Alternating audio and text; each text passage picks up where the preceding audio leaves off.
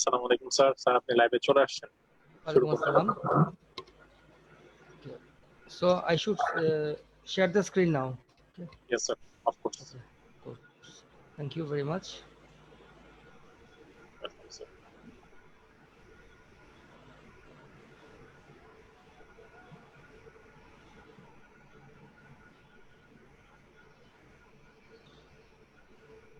Hope it's clear now.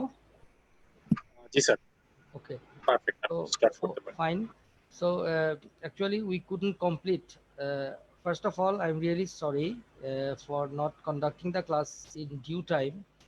Actually, my personal computer had some problems. I had to fix it, and so I couldn't manage it by Tuesday 10 p.m.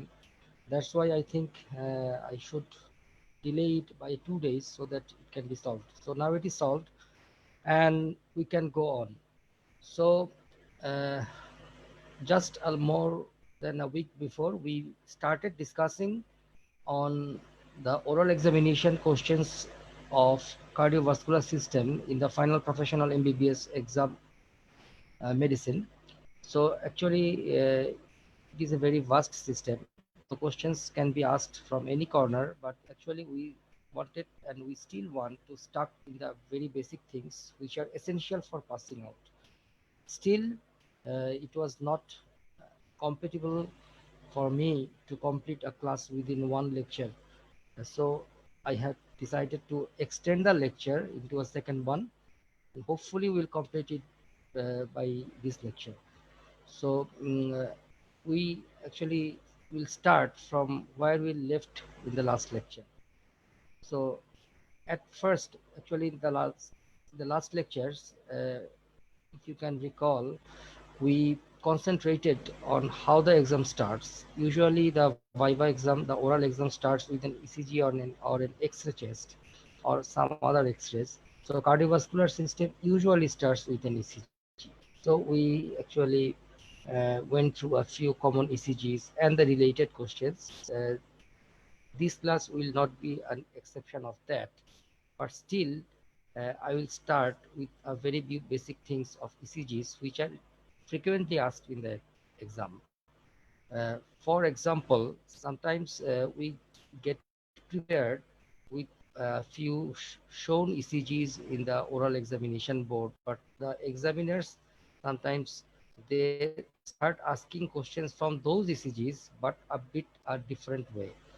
For example, you are given an ECG of acute myocardial infarction. So you will definitely look about the important features of acute myocardial infarction in an ECG like ST elevation, T inversion, pathological Q waves, which leads are involved. But you may have ignored the ventricular rate of the ECG. So it's often uh, common that the examiner shows an ECG and ask the examinee, okay, show me the P wave, show me the QRS, show me the S, show me the ST segment, show me the T wave, what P wave stands for, these basic things. So I hope you know this, but today I will start with the discussion about the counting the heart rate of from an ECG. It is often asked, okay, this is your ECG, I know this is acute myocardial infarction, but I think you should count the heart rate from it. Okay, let's do it. These type of questions are often asked. So we will learn how to count the heart rate from ECG. Uh, Actually, heart is a pumping organ, and the ventricles are the pumping chambers of heart. So, truly speaking, heart rate means the rate of the ventricle. Okay. So, in ECG, ventricles are represented by QRS complex. So, consequently, heart rate, obviously from ECG, should be calculated from the QRS complex, from the frequency of QRS complex. So it will actually vary the method, whether the QRS complexes are regularly placed or they come at irregular intervals. In other words, if the rhythm is regular, that means there is an equal gap between the QRS complexes. we can calculate ECG in one method, but when QRS complexes, the gap is a variable which we call an irregular rhythm. We have to count the ventricular or heart rate with a different method. So let's start with how we can count the heart rate or the ventricular rate when the rhythm is regular. It is very simple. Just we have to count the number of big squares, the large squares between two QRS complexes. So for example, in this ECG, approximately 3 large squares are there between two QRS complexes. And then in the next step, we have to divide 300 with that number, and that is the heart rate. Okay, very simple. That means 300 divided by number of large squares between two R waves or two QRS complexes. So in this ECG, we can give an example. In this ECG, there are almost 3 large squares between two Rs. So the heart rate will be near 300 divided by 3, that is 100 per minute. So this is one way. We can give another example.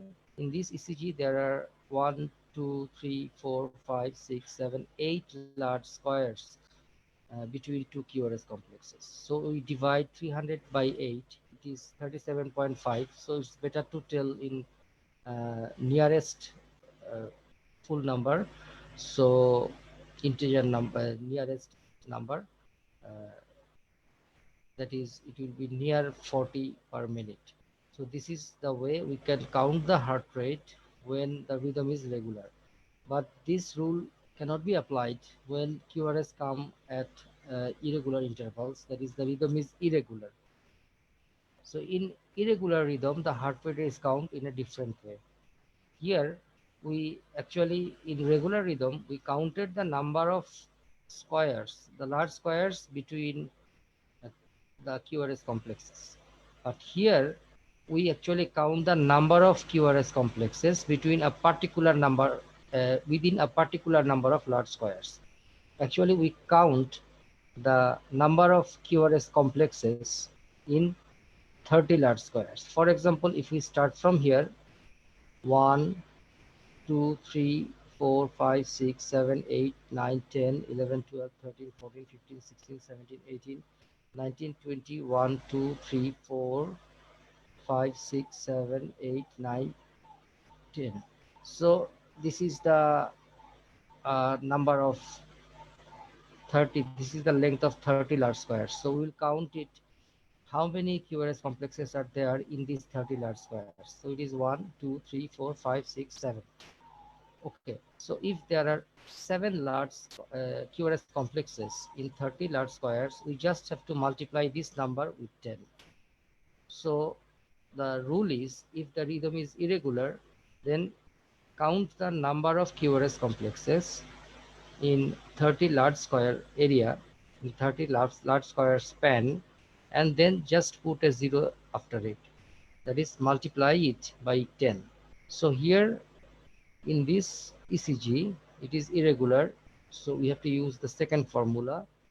If we start from here, about here, there are 30 large squares, and 1, 2, 3, 4, 5, 6, 7. So 7 R's, that is 7 QRS complexes are there in these 30 large squares.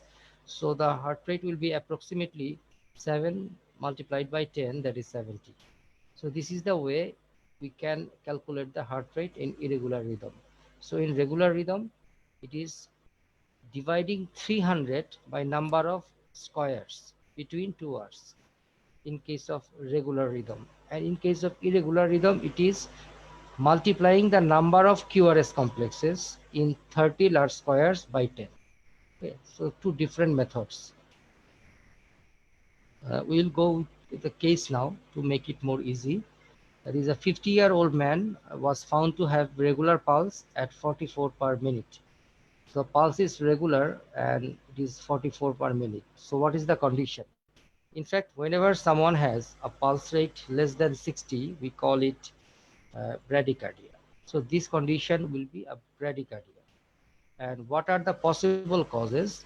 So if someone has pulse less than 60, that is bradycardia, there are basically two types of arrhythmias that can cause such slow but regular pulse. One is sinus bradycardia and another one is complete heart block. So only two conditions can produce such a slow pulse, such a slow but regular pulse. One is sinus bradycardia and one is complete heart block. So your answer will be sinus bradycardia, complete heart block. So there are causes of sinus bradycardia, there are causes of complete heart block, but don't go with those causes. Rather, first tell the basic rhythm abnormality. Then if you are asked, okay, then tell me what are the causes of sinus bradycardia, then you can go with the causes of sinus bradycardia, or what are the causes of complete heart block, you can go with the causes of complete heart block, like that. So don't tell everything in one breath. You have to lengthen your oral examination. So you have to answer step by step, and it is an easier approach.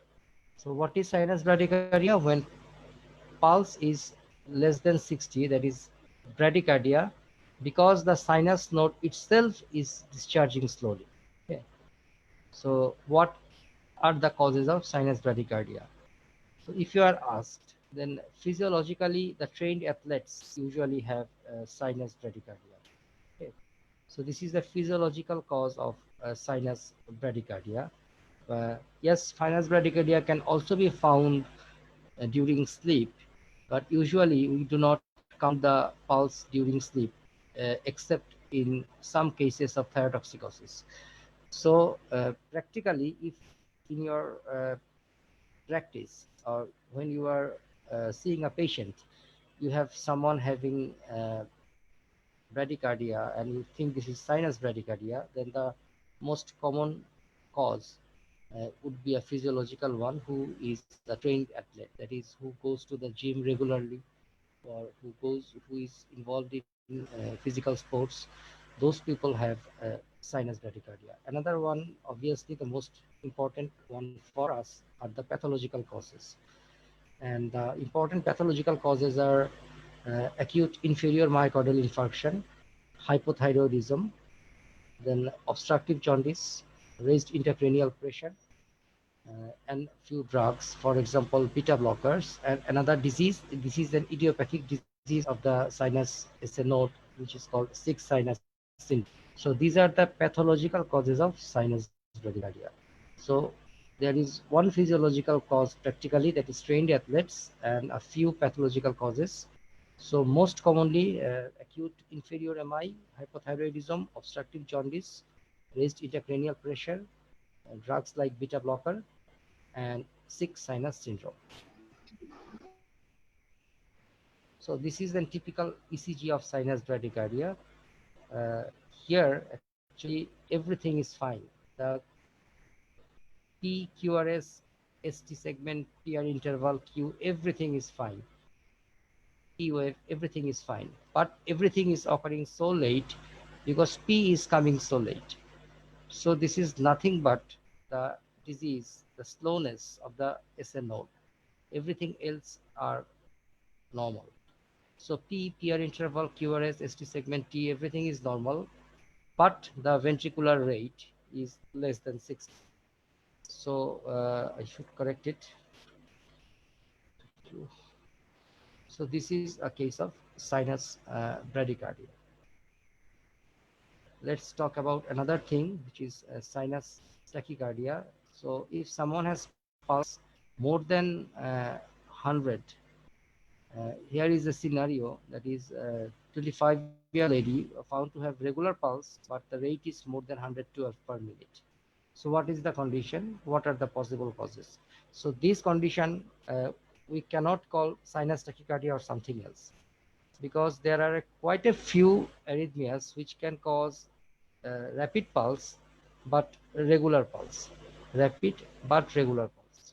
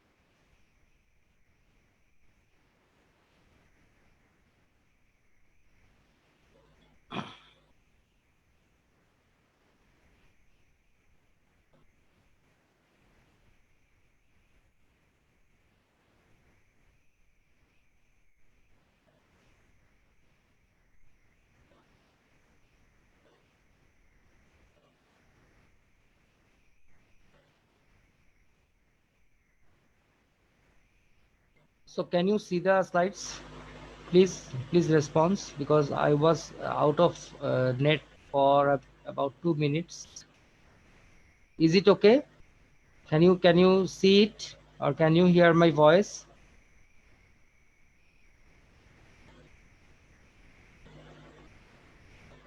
I don't know. G sir দেখা যায় Okay, that's fine. That's fine, because my net went off for 2 minutes, so I didn't notice that. So yes, if someone has a rapid pulse at regular, so we have three conditions which can cause it. One is definitely sinus tachycardia, another one is supraventricular tachycardia, and another one is ventricular tachycardia. So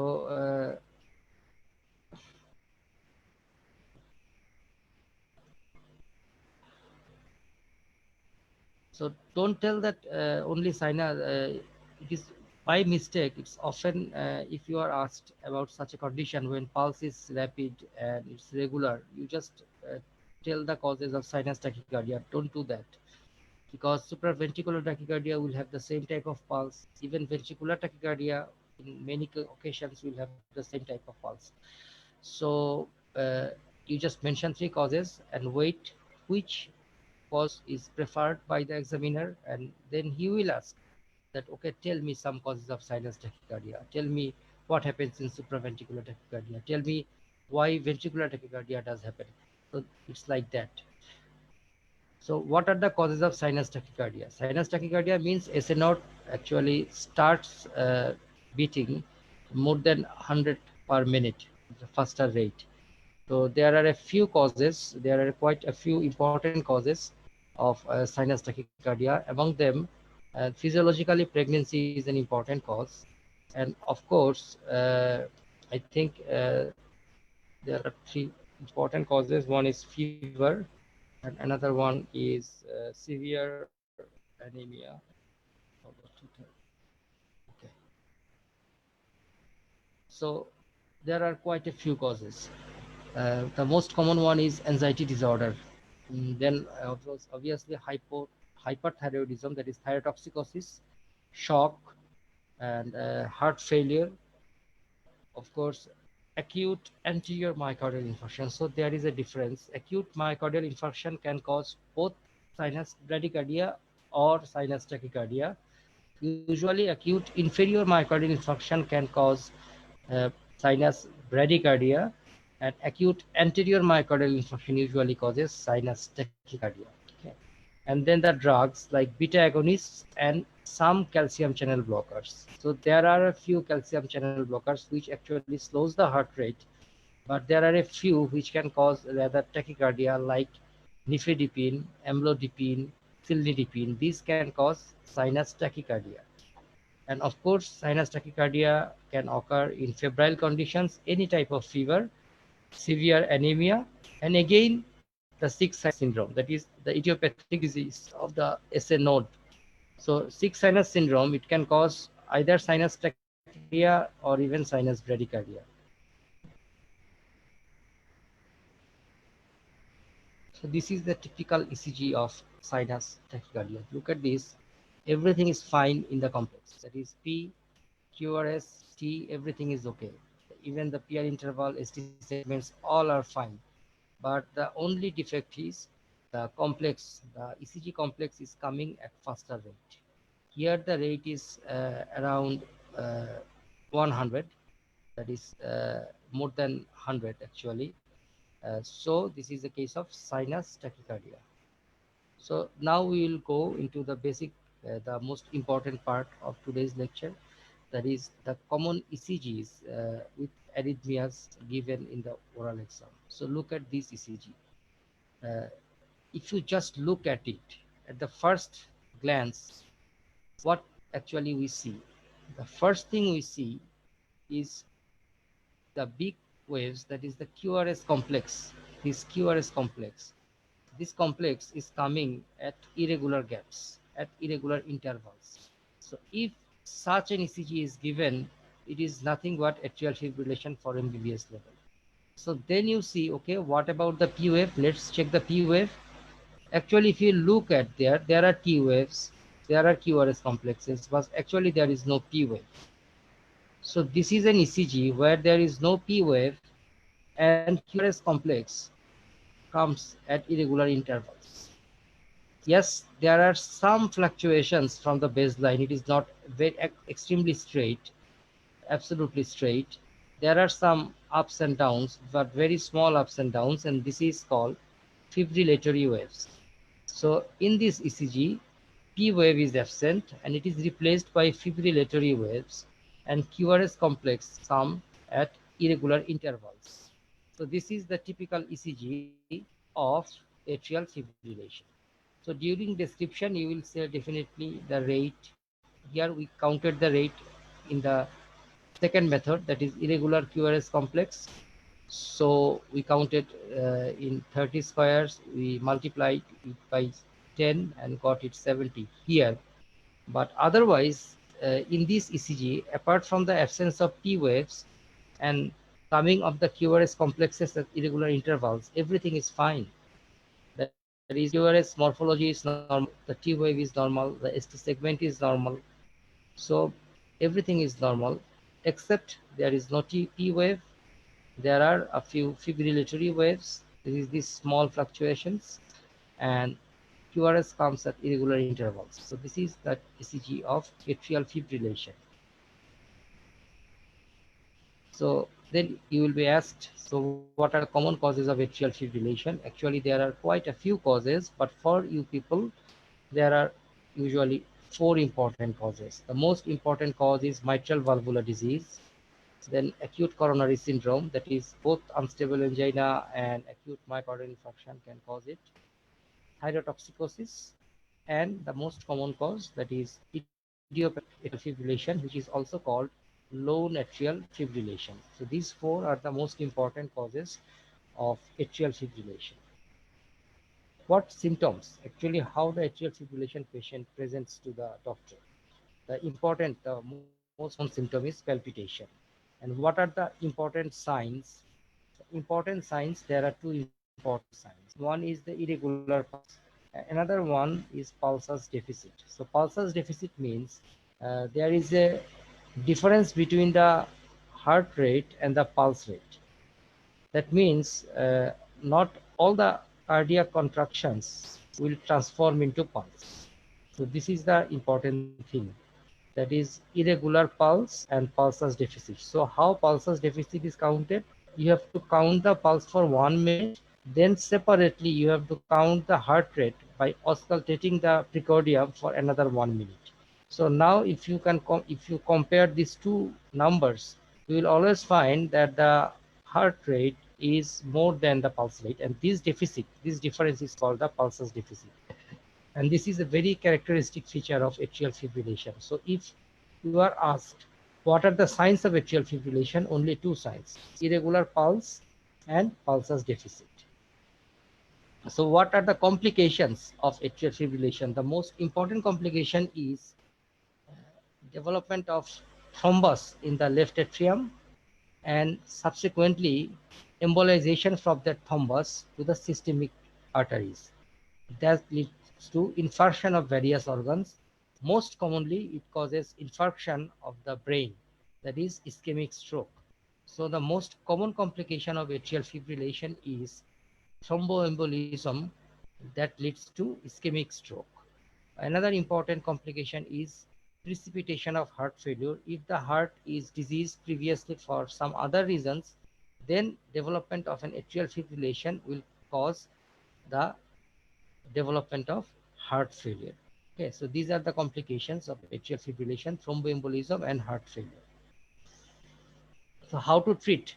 So if you get a patient of atrial fibrillation, first of all, you will have to see whether the patient is hemodynamically stable or not. Dynamically unstable means that the patient has very low blood pressure, the patient is about to go into shock, something like that.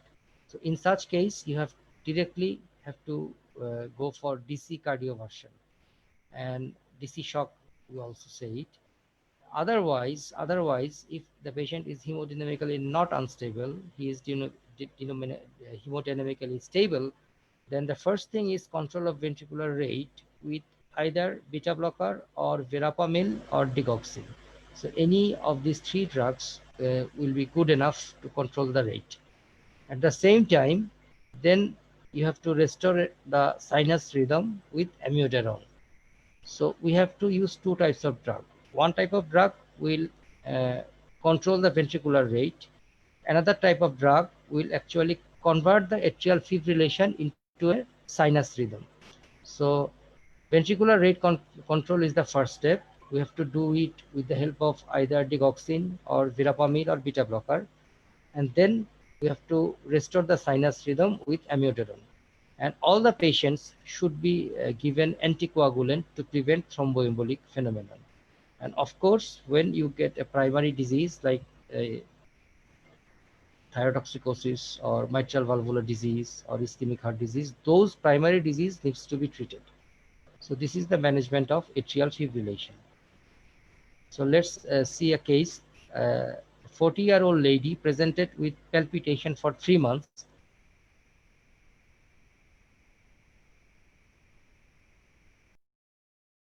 Simple.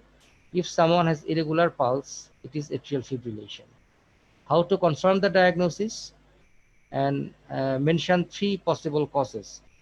So how to confirm the diagnosis? Actually, the diagnosis of atrial fibrillation will be confirmed with the help of ECG. That means in ECG, you will have no P waves, there will be fibrillary waves and irregular interval of QRS complexes. And 3 possible causes. So if in this scenario, if you are asked that what are the causes, so we know 4 causes, that is mitral valvular disease, ischemic heart disease, then thyrotoxicosis and idiopathic. In a 40-year-old lady, if you have to choose any 3 from these 4, you have to remove uh, acute coronary syndrome from your list, because acute coronary syndrome is a disease of the elderly.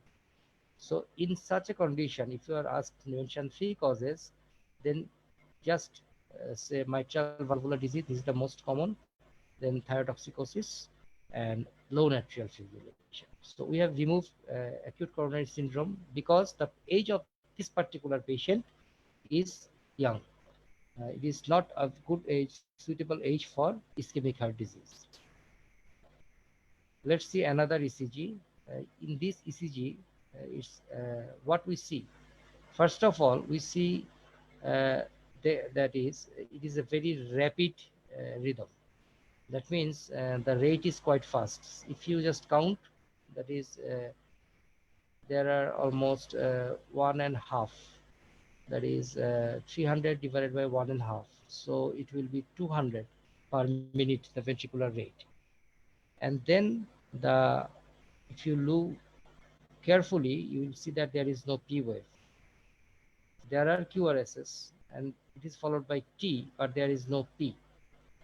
So if as ECG with regular rhythm but no P wave and everything is fine, then it is supraventricular tachycardia. So here the rate will be actually near 200. It is not actually 150. In this ECG it should be 200. So in a rapid ECG where P wave is absent, rhythm is regular, QRS, T, everything is normal, then the diagnosis is supraventricular tachycardia. So why supraventricular tachycardia happens actually?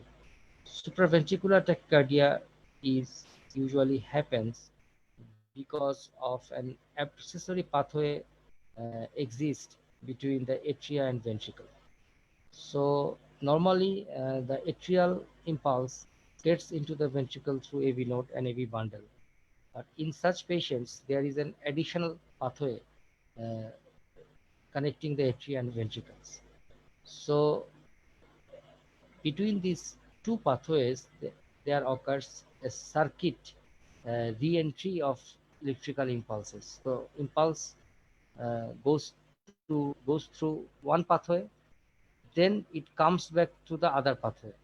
Thus, there is a circulation, cycling of impulse, and this impulse, when it is repeated on and on, then it creates a tachycardia, and this is called supraventricular tachycardia. And how does the patient usually presents. Usually the patient presents with palpitation. Normally the patient says, I have palpitation and I have polyuria. So these two are the most common presentations. But on occasions, there will be pre-syncope and syncope. So do you know what is pre-syncope? Pre-syncope means that there is a sense of dizziness due to cerebral hypoperfusion. And syncope means transient loss of consciousness due to cerebral hypoperfusion. So the mechanism is same. That is, the brain gets less blood supply. That leads to either dizziness, that is pre-syncope, or total unconsciousness for a very short time, that is syncope. So these two can also occur, but commonly it produces palpitations and polyuria. What are the signs? Signs are not very much characteristics. If you examine the patient, there will be a rapid regular pulse. So how to treat a case of supraventricular tachycardia? The same principle applies. If the patient is hemodynamically unstable, then go for DC cardioversion. But if the patient is hemodynamically stable, then the first thing you have to do is carotid sinus massage. You have to just massage the carotid sinus over the neck, and this produces rapid uh, end of the supraventricular tachycardia. It will terminate the supraventricular tachycardia rapidly. This is the easiest way. But sometimes it may fail. So if carotid sinus massage fail to terminate the supraventricular tachycardia, then you have to give drugs, and the preferred drug is intravenous adenosine. So this is the way in emergency you handle it. First of all, check the blood pressure, the pulse. If there are features of shock, then go for DC cardioversion. If there is no feature of shock, then first give carotid sinus massage. Wait for a few minutes. If the SVT is not terminated, then go for intravenous adenosine. So this is the emergency management.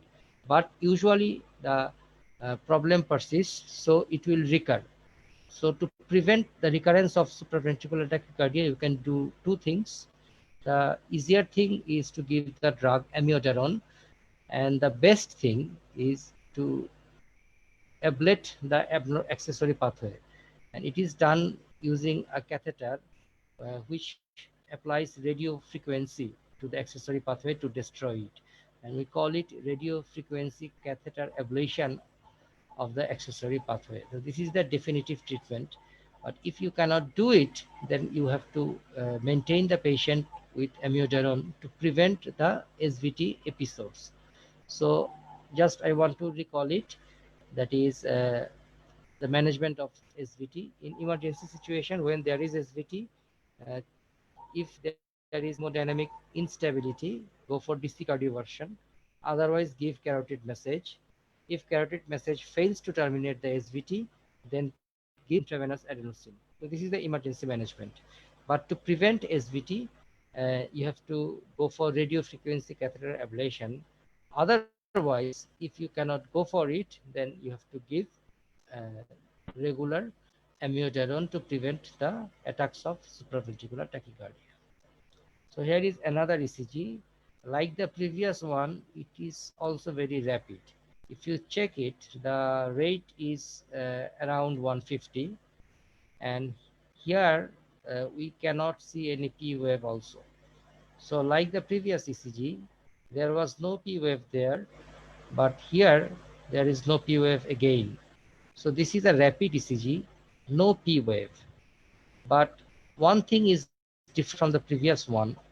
That is, here the QRS complex is wide. So when QRS complex is wide, normally the QRS complex is narrow, like this. Okay. But when the QRS complex is wide, in a rapid ECG, without P wave, so rapid regular ECG, regular rhythm, no P wave, and wide QRS. So this is the typical ECG of ventricular tachycardia. Another thing you have to consider here, that in a particular lead, all the QRS complex look same, almost same. So the QRS complex configuration is almost constant in a particular lead. In lead 1, it looks like this.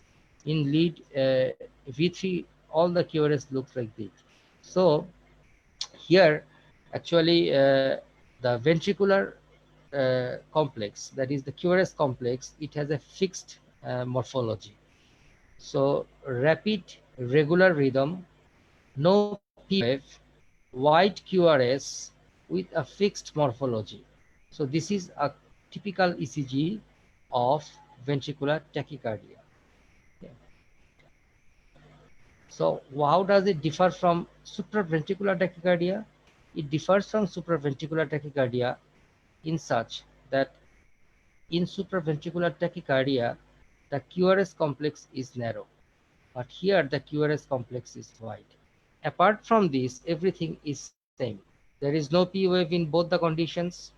There is rapid rate in both the conditions. The rhythm is regular in both the conditions. Everything is same. But the difference is in QRS complex, that is in SVT, supraventricular tachycardia, the QRS complex is narrow. In ventricular tachycardia, the QRS complex is wide. This is the small difference, but very significant difference. So this is a case of ventricular tachycardia. It is very important to identify VT from SVT because VT is a very dangerous condition. It's much more uh, dangerous than SVT. What are the causes of VT? Usually the most common cause is acute myocardial infarction. It can also cause by myocarditis and electrolyte imbalance. So what electrolyte imbalances can cause ventricular tachycardia? Commonly, both hyperkalemia and hypokalemia can precipitate ventricular tachycardia, and hypocalcemia can also precipitate uh, ventricular tachycardia. So these three important electrolyte imbalances can cause VT apart from myocardial infarction and myocarditis. So how do the patient presents? Usually the patient presents with palpitation, but again, like supraventricular tachycardia, the patient may also present with presyncope or syncope. What are the signs? Not much, that is a rapid regular pulse. But sometimes the ventricular tachycardia can terminate into a more dangerous arrhythmia, which is called ventricular fibrillation, in which you will not be able to uh, palpate any pulse, which we call cardiac arrest. That is, this is the main complication of ventricular tachycardia. Ventricular tachycardia can terminate into ventricular fibrillation, can turn into ventricular fibrillation, and which leads to cardiac arrest. And cardiac arrest, if not rapidly, quickly treated, the patient usually dies. So this is an ECG of ventricular fibrillation, usually not given in the exam. Uh, it is a bit different from ventricular tachycardia. The difference is, like ventricular tachycardia, there is no P wave. There is wide QRS. But here, the QRS morphology is quite variable. It is not the same in one lead. Another one is, here the rhythm is not very uh, regular, just like VT. The rhythm is quite irregular. So this is ventricular fibrillation. So how to treat ventricular tachycardia? The ventricular tachycardia is usually treated by DC cardioversion. We don't go for any drug option because ventricular tachycardia frequently turns into ventricular fibrillation and cardiac arrest, which has a very high mortality. So whenever we find ventricular tachycardia, we directly go for DC cardioversion. Here our fourth ECG, quite common one, very important one for the oral exam. So in this ECG, what you see actually, what you see here, if you look carefully, uh, the P waves are coming at regular intervals. That is, there is an equal gap between each P wave. Further, there is an equal gap between each QRS complex. But what is extraordinary here is the relation between P and QRS complex, that is the PR interval, is variable. It is not fixed. So PP interval, that means the gap between two consecutive P waves, is fixed. RR interval, that is the gap between consecutive QRS complexes, it is also fixed. But the PR interval is variable. So this is the condition which we call complete Hart block. Okay, so that is variable PR interval. We call it complete Hart block. So what is the rate, ventricular rate here? I haven't mentioned in the slide. Actually, if we count here, usually we count the rate from lead 2. So here the ventricular rate is regular. I have already said the only variable thing is PR interval. So RR interval is regular. That means the rhythm is regular. So in this ECG, the rate will be 300 divided by number of large squares between 2R. So 1, 2, 3, 4, 5, 6, 7, 8, 9, almost 8.5. So if you divide 300 by 8.5, it is around 35. So the rate of this ventricular rate in this ECG will be around 35 per minute. But the important thing is uh, fixed P interval, fixed RR interval, variable PR interval. So fixed PP interval, I'm sorry, fixed RR interval, but variable PP interval. So this is the typical ECG of complete Hart block. Okay. So what is complete Hart block? Complete Hart block means that uh, AV node does not allow any atrial impulse to get into the ventricle. So AV node blocks all atrial impulses from reaching the ventricles. This is called complete Hart block. It is also called third degree atrioventricular block. This is another name of complete Hart block. Actually, this is the basic problem in the ECG, that is P, which represents atrial activation. It is occurring in normal way, but this P is supposed to get into QRS when it becomes a ventricular impulse through the AV node. But here the AV node is not allowing this impulse to get into the ventricle. So ventricle will develop its own impulse at its own rate. So atria will be beat at some other rate and ventricle will beat at some other rate.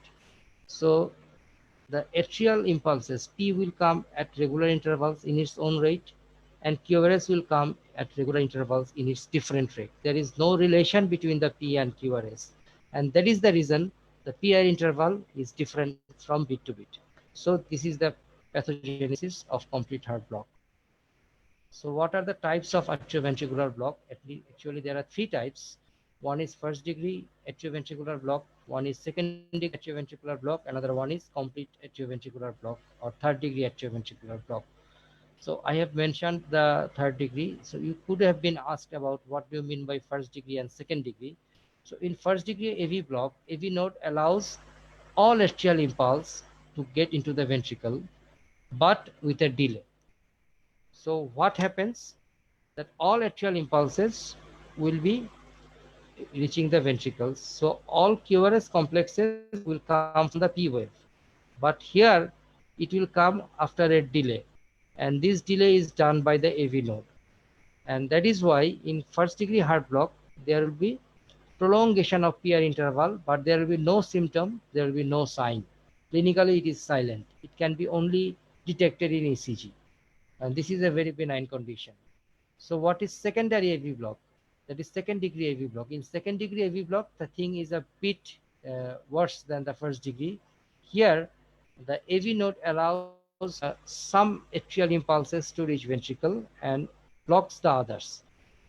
So what happens in first degree? AV node allows all atrial impulses into ventricle. AV node is the gateway between atria and ventricle. So, but it allows all the atrial impulses to get into ventricle in first degree Hart block, but with a delay. In second degree Hart block or second degree AV block, the thing is worse. That is, AV node does not allow all atrial impulse to get into the ventricle. It will allow some and block the others. And in the complete or third degree AV block, what happens? Actually, AV node does not allow any atrial impulse to get into the ventricle. So this is the difference. In first degree heart block, all atrial impulse gets into ventricle, but delayed. In second degree heart block, some atrial impulse will get into ventricles, other will never. In complete heart block, no atrial impulse will get into ventricle. So what is the symptom of complete heart block? The main symptom of complete heart block is syncope, that means transient loss of consciousness due to cerebral hyperfusion. Actually, syncope produces unconsciousness for less than 1 minute. There is abrupt loss of consciousness and abrupt recovery from the unconsciousness. And this syncope usually occurs only in upright position. It never occurs when the patient is lying down. So this is a very classical clinical feature that distinguishes syncope from other types of unconsciousnesses, that is occurring only in the upright position and abrupt onset and very rapid recovery. That means it occurs when the patient is standing or sitting. What happens? The patient suddenly gets unconscious, becomes very pale, and within 1 minute, the patient regains the consciousness. So this is the scenario, and one of the most common causes of syncope is complete heart block. What will be the pulse? If you examine the patient, what signs you expect in complete heart block? We expect two signs. One is slow regular pulse, like sinus bradycardia. Here pulse will be so because ventricular rhythm is regular. It beats in its own way. There is no effect of atrial rhythm into the ventricles. It is slow, but it is regular. So the pulse will be slow and regular. And there will be cannon waves in the jugular veins. So there will be large irregular waves in the jugular veins. Okay, fine. So what are the causes of complete heart block? There are three important causes. One is degenerative, that is occurs in the elderly people. It is also called idiopathic fibrosis, but the degenerative is more popular term. Then the acute coronary syndrome, and finally drugs like beta blockers, verapamil, and digoxin. So we see these three drugs we used actually to control the ventricular rate in atrial fibrillation. Actually, what we do, we create a complete heart block. We create an heart block, atrioventricular block in atrial fibrillation with these drugs to reduce the ventricular rate. Okay, let's get it out. So what are the common causes of complete heart block? Three common causes: degenerative, ischemic heart disease, and drugs. Which drugs? Beta blockers, verapamil, and digoxin. So how to treat complete heart block? There is one way to treat complete heart block is by inserting a pacemaker. There are no other way you can treat it. If you want to increase the rate of the ventricle, the only way is to use a pacemaker. Okay, so we see our first X-ray of today's lecture. So in this X-ray, the left side, this is an X-ray chest, obviously. Here in this X-ray chest, the left heart border is straightened. Another one, we can see that there is increased vascularity in the upper part of the lung, which we call upper lobe diversion of veins. And there is a double contour in the right heart border. Here is one border, another one is here. So double contour of the right heart border. So this is the typical X-ray of mitral stenosis. That is straightening of the left heart border, double contour of the right heart border, and upper lobe diversion of vessels. So you have to describe the same way you describe the X-rays in the respiratory cases. That is, positive things should be mentioned first, followed by the normal things. This is an X-ray chest, posterior anterior view showing straightening of the left heart border, double contour of the right heart border, and upper lobe diversion of vessels. Then other things, that is lung fields, postophrenic and cardiophrenic angles are clear, trachea is central, bony thorax and soft tissue shadows are normal. So my radiological diagnosis is mitral stenosis. So what are the causes of mitral stenosis? In our country, there is only one cause of mitral stenosis, and that is rheumatic fever. There is no other cause in our country. What symptoms the patient may present with? Usually, the patients of mitral stenosis presents with palpitation, dyspnea, cough, and hemoptysis. So I showed at palpitation. Palpitation is a very important symptom because mitral stenosis patients often develop atrial fibrillation. So palpitation is very important in them.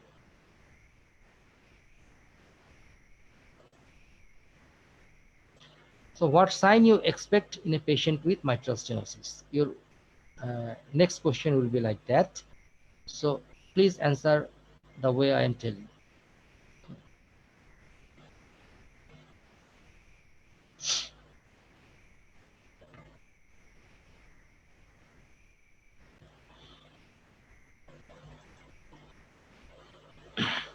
There will be, if you examine the precordium, so first tell that we expect a few signs by examining the precordium.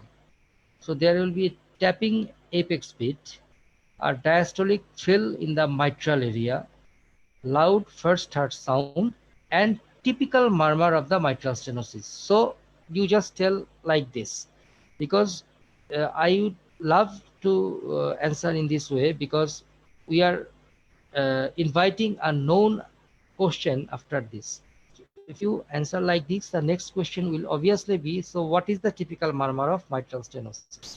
So answer like this, that is tapping apex beat, diastolic thrill in the mitral area, loud first heart sound, and typical murmur of the mitral stenosis. So what is the typical murmur of the mitral stenosis? Now you have to remember this, that is, it is a low-pitched, localized mid-diastolic murmur in the mitral area, better heard with the bell when the patient holds his breath in expiration, lying in left lateral position. So there are quite a few things to be remembered. That is, the murmur is localized, low pitched, and it is mid diastolic in the mitral area. So when you are telling that it is localized, you don't have to tell again there is no radiation. Localized means no radiation. So low pitched, localized mid diastolic murmur in the mitral area. Now, how the murmur is heard better? It is better heard when the patient is in left lateral position, patient is holding the breath in expiration, and you are hearing the murmur with the bell, not the diaphragm of stethoscope. So in a short version,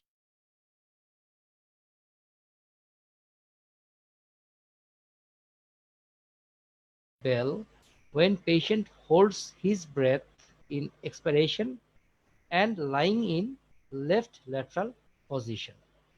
So how will you confirm the diagnosis of mitral stenosis? The confirmatory investigation will be Doppler echocardiogram.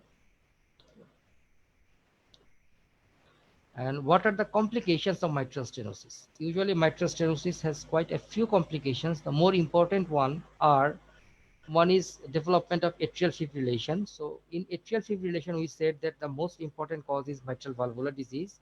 Again, in mitral stenosis, the most common complication is atrial fibrillation. And consequently, in atrial fibrillation, actually what happens, there is thrombus formation in the left atrium and embolic stroke. So complication, the most common complication of mitral stenosis is atrial fibrillation and subsequent thromboembolic stroke. And another important complication of mitral stenosis is heart failure. So how to treat mitral stenosis? So mitral stenosis is caused by rheumatic fever in our country. This is the exclusive cause of mitral stenosis. So all patients of mitral stenosis should be given oral penicillin lifelong as a secondary prophylaxis of rheumatic fever. And obviously, if the patient has atrial fibrillation or heart failure, those conditions should have their own treatment. The supportive and symptomatic treatment for atrial fibrillation or heart failure. For example, if the patient is in heart failure, you have to give diuretics, ACE inhibitors, etc. If the patient is in atrial fibrillation, you have to give digoxin, DC shock, amiodarone, etc.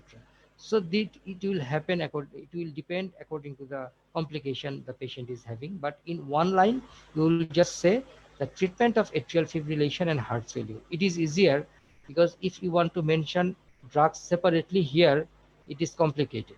So if you answer like this, okay, the patient should be given lifelong penicillin prophylaxis, then supportive and symptomatic treatment of heart atrial fibrillation or heart failure if they are present.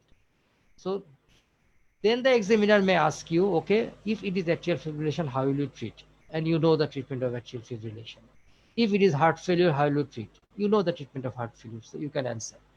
And finally, the specific treatment, that is either mitral valve repair or mitral valve replacement. So there are a few conditions when the mitral valve can be repaired, the replacement is not necessary. These conditions are when there is pure mitral stenosis without any regurgitation, and when the valve is mobile, and when the valve cusps are not calcified. So mobile, non-calcified, pure mitral stenosis without regurgitation is the condition when you can go for mitral valve repair. But if mitral stenosis is associated with mitral regurgitation, the valves are not mobile, and or the valves are calcified, in that case you have to replace it. Okay, so this is the condition. These are the conditions when valve have to be replaced. Actually, this is not repair. Uh, this is replacement. I think I should correct it. So these are the criteria for mitral valve replacement. So repair is still possible when mitral stenosis is not having any regurgitation. The valves are mobile and not calcified. But you have to replace the valve. There is no way to repair it when there is associated regurgitation or the valve is not mobile and when there is calcification in the valve. So this is the second X-ray. In this X-ray, there is also straightening of the left heart border. There is double contour of the right heart border. There is hyperlobe diversion of veins. But in addition, there is enlargement of the cardiac shadow. So it is almost like the X-ray of mitral stenosis. The only difference is there is enlargement of the cardiac shadow. So when an X-ray, just like mitral stenosis, having enlargement of the cardiac shadow, our diagnosis will be broadened. We cannot tell mitral stenosis now. You have to mention that it is a mitral valvular disease. So just tell mitral valvular disease. It could be stenosis, it could be regurgitation, but you cannot tell whether this is regurgitation or stenosis from this X-ray. But yes, it is at least not pure stenosis. Pure mitral stenosis never cause enlargement of the cardiac shadow. Yes, mitral regurgitation can cause enlargement of the cardiac shadow, and mitral stenosis and mitral regurgitation, if they occur together, which is not very uncommon, it can also cause enlargement of the cardiac shadow. So here, the diagnosis should be mitral valvular disease. The next question will obviously be which mitral valvular disease you expect here. You will say that it is either mitral regurgitation or mitral stenosis with regurgitation. So if you are asked, so why did you omit mitral stenosis from your list while telling the cause of this valvular disease, you will boldly say that pure mitral stenosis never causes enlargement of the cardiac shadow. As there is enlarged cardiac shadow in this X-ray, so it is either mitral regurgitation or mitral stenosis plus mitral regurgitation. So this is mitral valvular disease. So we will now have a few talks on mitral regurgitation. So what are the causes of mitral regurgitation? In fact, the most common cause is again rheumatic fever. So mitral stenosis is caused by exclusively rheumatic fever, But mitral regurgitation has two more important causes apart from rheumatic fever. And one is myocardial infarction, and another one is degenerative mitral regurgitation, which is also called mitral valve prolapse. This degenerative cause is most common cause of mitral regurgitation in the Western world, but still in our country, it is rheumatic fever. The symptoms are same as that of mitral stenosis. I must enter palpitation here because this is a very important symptom for mitral regurgitation also.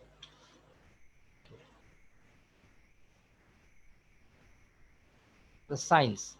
In fact, mitral regurgitation has two important signs, and these are also in precordium. One is thrusting shifted apex beat.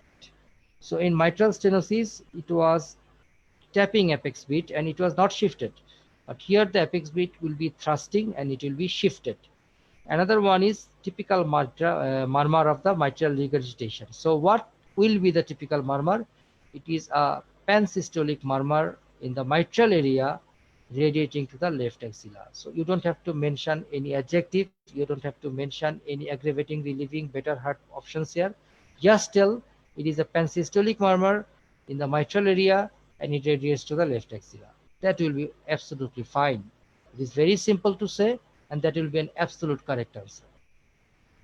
And definitive diagnosis, complications, and are almost same. Treatment is also almost same of mitral stenosis. That is lifelong penicillin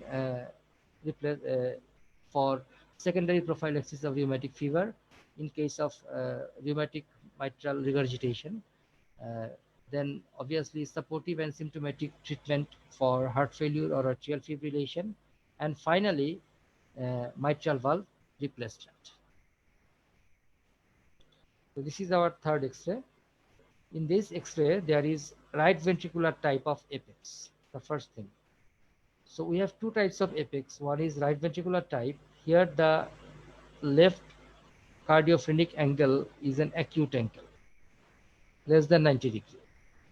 And another one is left ventricular type of apex. If I show you in the previous X-ray, the left cardiophrenic angle is an obtuse angle, that is more than 90 degrees. So when the left ventricle enlarges, there is left ventricular dilatation, it causes left ventricular type of apex. And when there is right ventricular enlargement, right ventricular hypertrophy, it causes right ventricular type of apex. So here there is a right ventricular type of apex. There is a depression of the pulmonary bay. So this is the area of the pulmonary artery. Here it normally it is almost in the same line. So here it is excessively depressed. So there is a depression of the pulmonary bay, and there is oligemic lung fields. If you just carefully see, the pulmonary vessels are very less in number. So this is called pulmonary oligemia, okay, or oligemic lung fields. It means the number of pulmonary vessels is very low. So this combination, actually this is a typical X-ray, and the right ventricular type of apex and the depression of the pulmonary bay, it has given the heart the shape of a boot. So this is called a boot-shaped heart. So if we read the X-ray in proper way, that will be, it is an X-ray chest posterior ventral view showing a right ventricular type of apex, depression of the pulmonary bay, giving the heart a boot shape with oligemic lung fields. So my diagnosis will be tetralogy of Fallot. So what is tetralogy of Fallot? It is a congenital cyanotic heart disease characterized by pulmonary stenosis, ventricular septal defect, overriding of the aorta, and right ventricular hypertrophy. So there are four components. Please, this is a very important question, even in the pediatrics board. That is the components of tetralogy of Fallot. This is the most common congenital cyanotic heart disease. There are quite a few congenital heart diseases like ventricular septal defect, atrial septal defect, and patent ductus arteriosus. All these three they do not produce cyanosis from the first day of life. They produce cyanosis later when they produce Eisenmenger syndrome, later on life. Sometimes they never produce cyanosis. But this condition, the Fallot's tetralogy or tetralogy of Fallot, it causes cyanosis from the first day of life. So that is why it is grouped in the cyanotic congenital heart disease. And VSD, ASD, PDA are grouped as acyanotic congenital heart disease. And what are the symptoms of TOF? In fact, the symptoms of TOF is called Fallot space. That is the Fallot's spell. Fallot spell means that is dyspnea, cyanosis with or without syncope on exertion. So when the baby runs, when the baby does some exercise, when the baby does some physical sports, suddenly the baby becomes dyspneic, the baby becomes cyanosed, and sometimes the baby develops syncope, loses the consciousness for a very brief time. So this is the typical symptom of tetralogy of Fallot. It is called Fallot spell. And this dyspnea and cyanosis is partially relieved when the baby takes a squatting position. Okay, so this thing completes the typical symptom of tetralogy of Fallot. So the typical symptom of tetralogy of Fallot is called Fallot's spell, that is dyspnea, cyanosis, and syncope on exertion, relieved by squatting.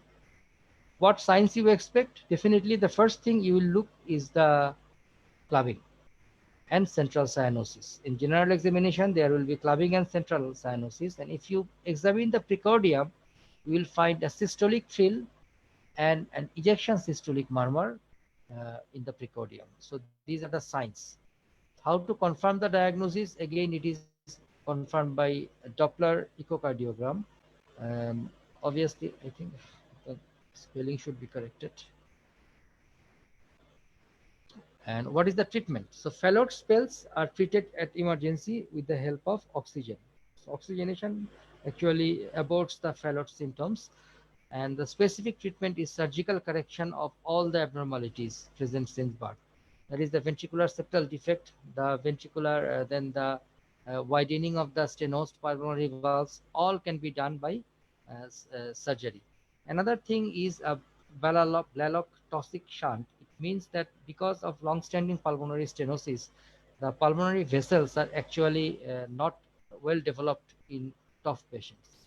So here what we do a shunt between the systemic arteries with the pulmonary arteries. So the pulmonary arteries get blood from the systemic arteries, and by getting such blood, the pulmonary arteries develop. So after they develop adequately, then the other surgeries, that is the correction of VSD and correction of pulmonary stenosis, are done. So this is the complete surgical treatment of tetralogy of Fallot, and it is often done in steps. So our last case, there is a case here. What is seen is a very big cardiac shadow, very, very big cardiac shadow. In fact, the cardiac shadow is so big that it almost completes, engulfs the entire chest X-ray, chest field. So this is enlargement of the cardiac shadow with very clear outer border, with an appearance of a bottle, water bottle. Okay, so enlargement of the cardiac shadow with clear margins, with an water bottle appearance, plus there is oligemia in the lung fields. That is, less vessels in the lung fields. So this is the typical X-ray of pericardial effusion.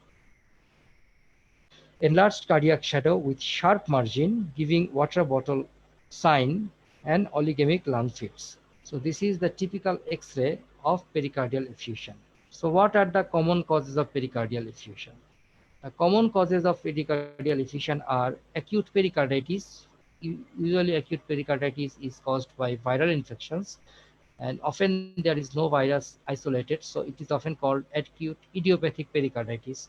So acute pericarditis means either viral or idiopathic. Then tubercular pericarditis, hypothyroidism, metastasis, and lymphoma. So these 5 are the important causes of pericardial effusion.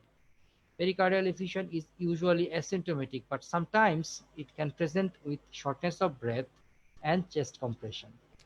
If you examine the patient with pericardial effusion, you will have 2 signs. One is impalpable apex bit. Apex bit will be hidden by the fluid around it, so you will not be able to palpate it. Another one is faint heart sounds.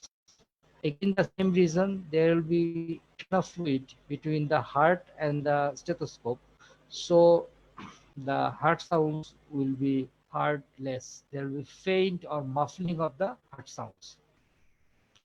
The 2 signs, that is impalpable apex beat and faint heart sounds. So how to confirm the presence of fluid? The confirmatory test of this fluid is echocardiogram. With the help of echocardiogram, you can confirm there is a fluid.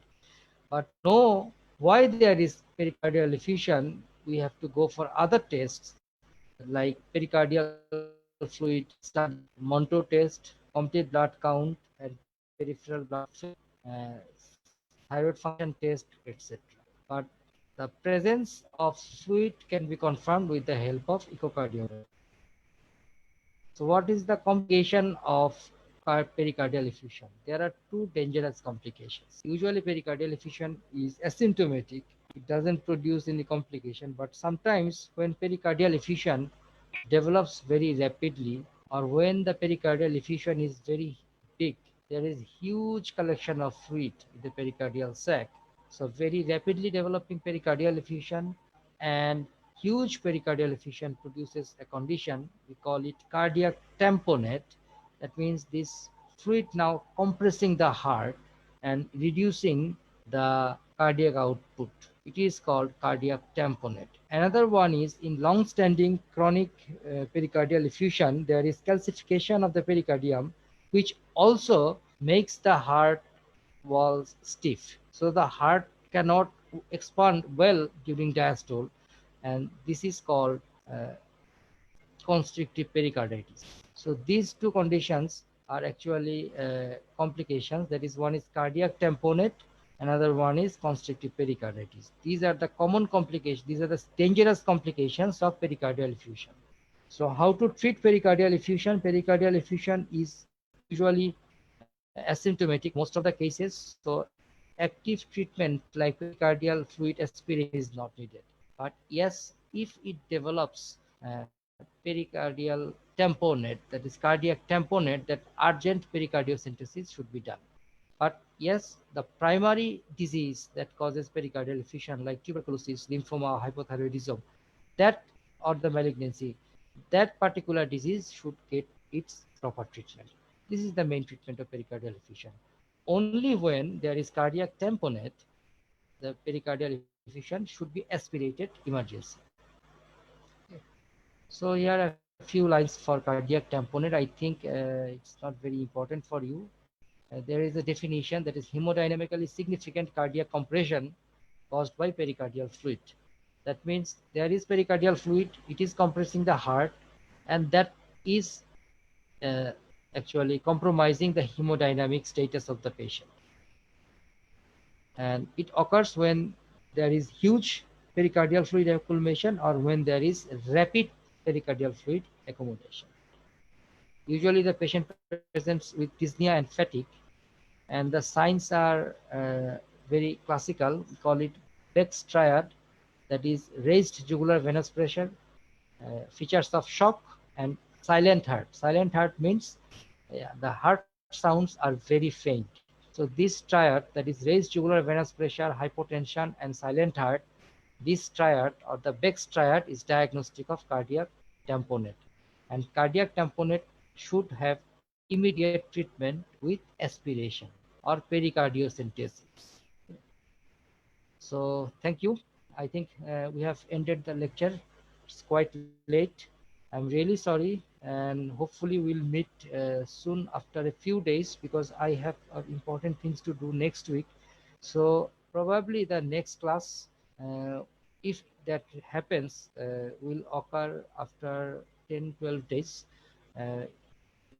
in this week I have a few important things to do, so I have not enough time to prepare myself for the next lecture this week. So it will happen probably the next week, and I will ask you in which topic you want to know. We have talked about the most important two topics of the oral exam, which actually begins the oral exam in each board. One is respiratory, one is cardiovascular. So if you are interested to think you know about the oral exam questions of any other chapter, please let us know. So probably uh, showing due respect to your opinions, uh, your recommendations, we will set the next class after 10-12 days. So till then, take care and have a nice time. Allah Hafiz. Thank you.